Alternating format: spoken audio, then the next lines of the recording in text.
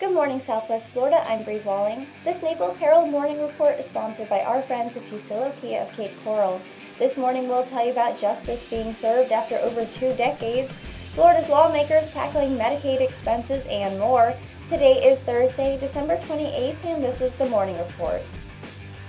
DNA evidence has led to an arrest in an open case of sexual battery against a minor dating back over 2 decades.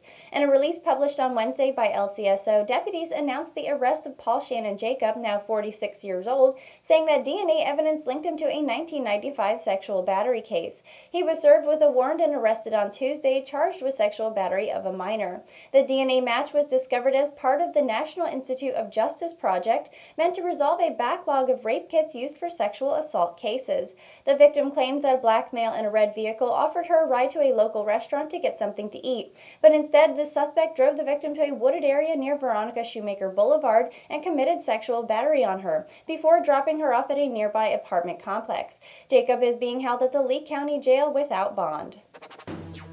Battles over healthcare spending and regulation of Florida's vast healthcare industry are likely to command a great deal of time and attention when the Florida legislature convenes in January for its annual session.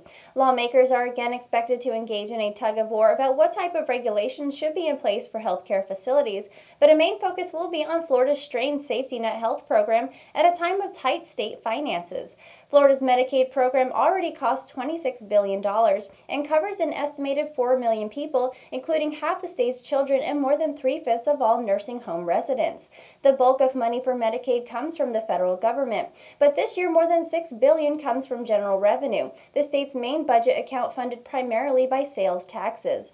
During the 2017 session, legislators agreed to change how the state pays nursing homes to provide care for the poor and seniors who rely on Medicaid. Lawmakers decided to scrap a long-standing system where nursing homes have been paid based on audited cost reports and agreed to implement a prospective payment system where payments are determined in advance, regardless of the intensity of the services provided. While the annual budget is the only bill the legislature is required to pass when it meets, it isn't the only piece of healthcare legislation that members will focus on. Read more online.